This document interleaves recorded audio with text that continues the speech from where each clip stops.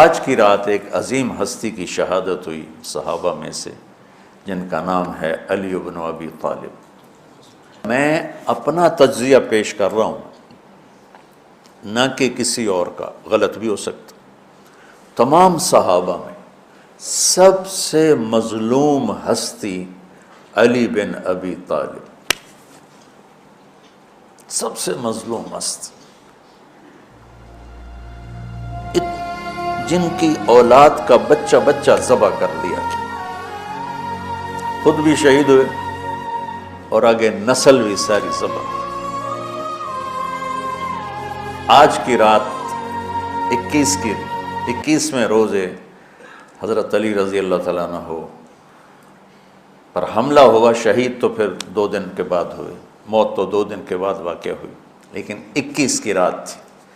علی بن ابی طالب بن عبد المطلب بن ہاشم بن عبد مناف بن قصی بن کلاب بن مرہ بن کعب بن لوی بن غالب بن فہر بن مالک بن نضر بن کنانہ بن خزیمہ بن مدرکہ بن الیاس بن مدر بن نزار بن معد بن عدنان بن اوت بن حمیسہ بن سلامان بن عوس بن بوز بن قموال بن ابی بن عوام بن ناشد بن حذا بن بلداس بن یدلاف بن طابخ بن جاحم بن ناحش بن ماخی بن عیفی بن عبقر بن عبید بن الدعاء بن حمدان بن سنبر بن یثربی بن یحزن بن یلحن بن انعوا بعیزی بن زیشان بن عیسر بن اقناد بن ایہام بن مقصر بن ناحث بن زار بن سمی بن مزی بن عود بن عرام بن قیدار بن اسماعیل بن ابراہیم بن آذر بن ناحور بن سروج بن رعو بن فائج بن عابر بن ارفخشاد بن سام بن نوح بن لامک بن متوشال بن ادریس بن یرد بن ملحل بن قینان بن آنوش بن شیس و بن آدم علیہ السلام۔ آج ہمارا جی چاہ کہ میں امیر المومنین کا نسب بیان کروں کہ آج ان کی شہادت کی رات ہے، شہادت کا دن ہے، کہ جب اہل شام نے الگ حکومت اپنی قائم کر دی، حضرت علی کے مقابلے میں اپنی حکومت کا اعلان کر دیا تحکیم کے فیصلے کے بعد، اور اس پر خوارج کی ایک جماعت بن گئی، الگ ہو گئے، جنہوں نے پھر بڑی خوفناک جنگیں کی، بڑے زمانے تک وہ مسلمانوں کو نقصان پہنچاتے رہے۔ تو 3 خارجی اکٹھے ہوئے کہ جتنا فساد ہے نا اس کی جڑ ہے ایک عمرو بن عاص اور معاویہ بن ابی سفیان اور علی بن ابی طالب رضی اللہ تعالیٰ عنہ، ان تینوں کو قتل کر دو، فتنہ ختم ہو جائے گا۔ تو عمرو بن عاص اس دن آئے ہی نہیں، وہ مصر کے گورنر تھے، فجر کی نماز، تو جو ان کی جگہ آئے وہ مارے گئے، شہید ہو گئے۔ معاویہ رضی اللہ تعالیٰ عنہ پر اس نے وار کیا، لیکن وہ سر سے پھسل کے کمر پہ جا کے لگا اور کمر چھل گئی، لیکن اللہ نے زندگی بچا لی۔ تو عبد الرحمن بن ملجم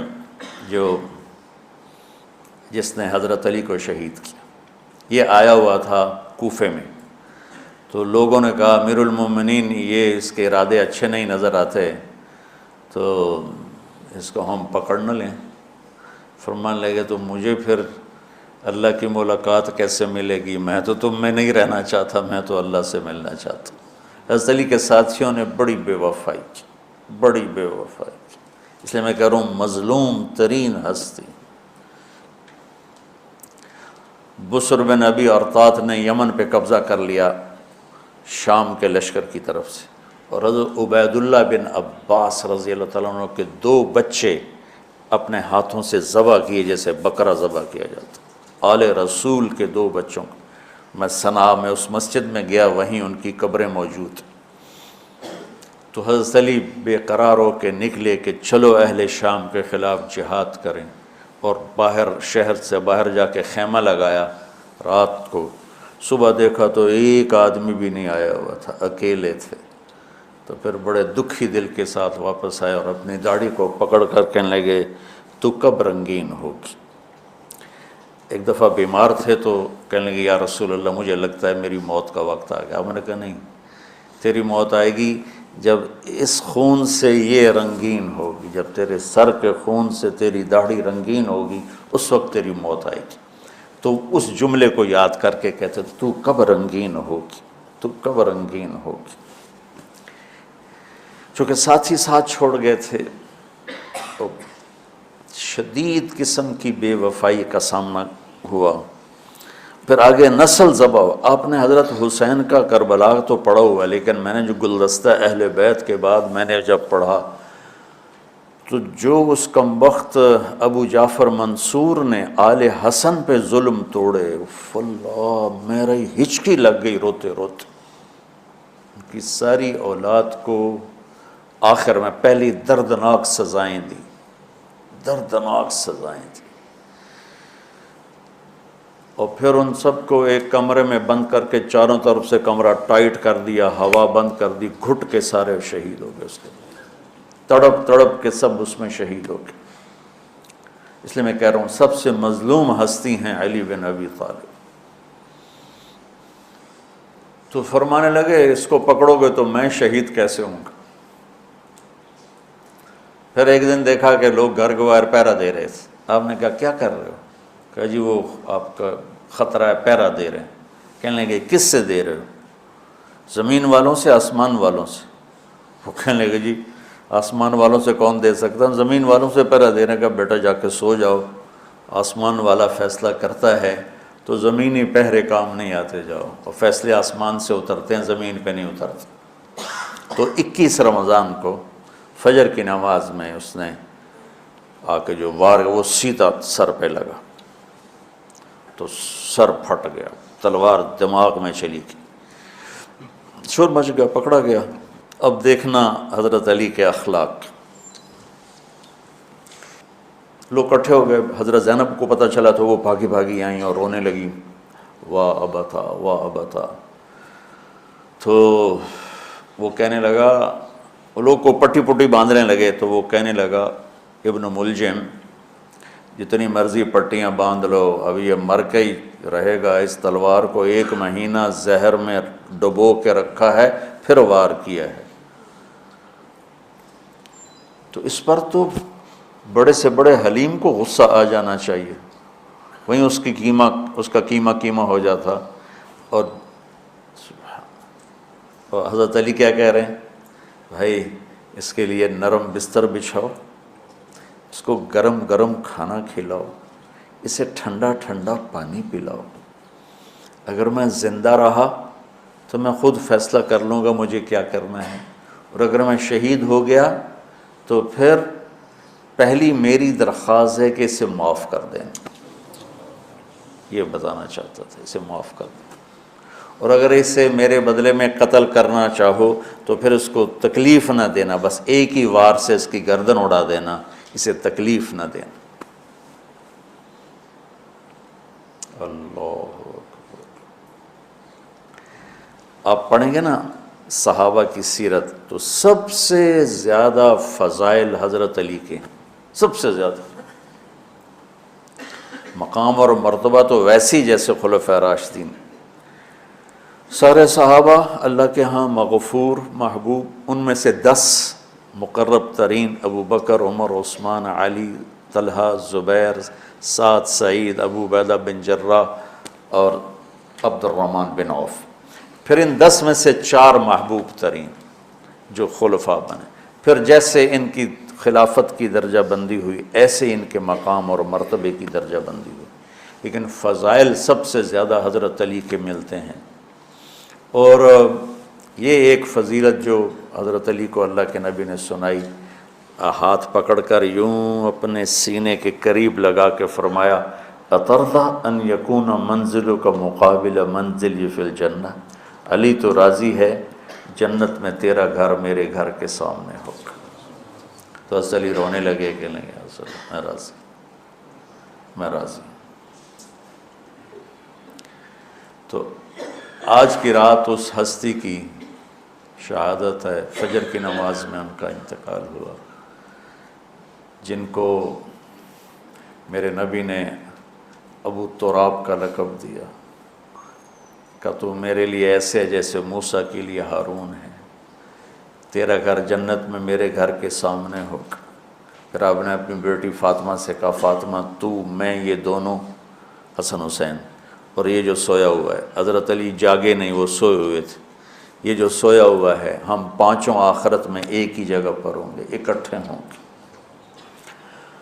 تو یہ بڑے درجے کے صحابہ میں، اور اللہ کی قدرت ہے کہ اللہ نے کسی خالص ہاشمی کو حکومت نہیں دی، کامیاب نہیں ہونے دی۔ بنو عباس بھی اہل بیت ہیں لیکن ذرا دور سے، ان کے 35 حکمران آئے، 35 میں سوائے ایک کے سب کی مائیں ہاشمی نہیں تھی۔ پہلے ہاشمی خلیفہ بنے حضرت علی، والد کی طرف سے بھی والدہ کی طرف سے، اور وہ کہتے تھے تو کب رنگین ہوگی، اور موت مانگتے مانگتے یہاں تک کہ شہید ہو کے چلے گئے اور دکھوں بھری زندگی گزاری۔ وَلَقَدْ رَأَيْتُهُ فِي بَعْضِ مَوَاقِفِهِ وَقَدْ أَرْخَى اللَّيْلُ سُدُولَهُ وَغَارَ النَّجُومُهُ وَهُوَ قَائِمٌ يُصَلِّي فِي الْمِحْرَابِ قابضاً على لحيته يتململ تململ السليم ويبكي بكاء الحزين ويقول للدنيا إلي تغررت وإلي تشوقت وإلي تزينت وإلي تشوفت آه من قلة الزاد وبعد السفر ووحشة الطريق آيتها الدنيا غري غيري قد بتتك الثلاث عمرك قصير ومجلسك حقير وخطرك يسير من قلة الزاد وبعد السفر ووحشة الطريق۔ یہ درد بھری فریاد ان کی روز ہوتی تھی رات کو، ایسے تڑپتے تھے جیسے سانپ کا ڈسا تڑپتا ہے، اور ایسے روتے تھے جیسے دکھوں کا مارا روتا ہے۔ شہید ہو گئے۔ حضرت حسن کو حکومت ملی، ہاشمی کے بیٹے، ہاشمیہ کے بیٹے 6 مہینے بعد چھوڑ کے دستبردار ہو گئے۔ پھر بنو عباس کے 35 خلفاء میں امین کو حکومت ملی۔ امین کی ماں بھی ہاشمی تھی، باپ بھی ہاشمی، ہارون باپ اور زبیدہ ماں۔ زبیدہ ہاشمیہ تھی اور ہارون ہاشمی تھا۔ مامون اس کا بھائی باندی کا بیٹا تھا، امین زبیدہ کا بیٹا تھا، اور ہارون نے زبیدہ کے پریشر میں وصیت نامہ امین کے لیے لکھوایا، اور بعد میں مامون، کہ پہلے خلیفہ امین ہوگا، امین کے بعد مامون ہوگا۔ امین کو 2 سال کے بعد مامون نے قتل کروا دیا اور حکومت پہ قبضہ کر لی۔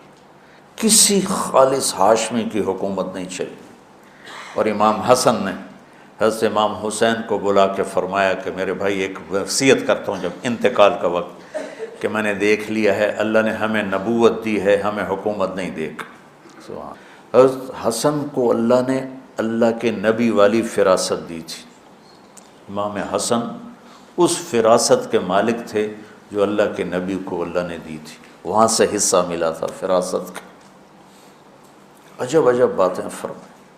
جب حضرت علی نے مدینہ چھوڑنے کا ارادہ کیا، ابا جان مدینہ نہ چھوڑو، مدینہ نہ چھوڑو، آپ اکیلے ہو جاؤ گے، آپ تنہا ہو جاؤ گے، مدینہ نہ چھوڑو۔ تو امین کو مامون نے قتل کروا دیا، اور پھر اس نے خود 20 سال حکومت کی۔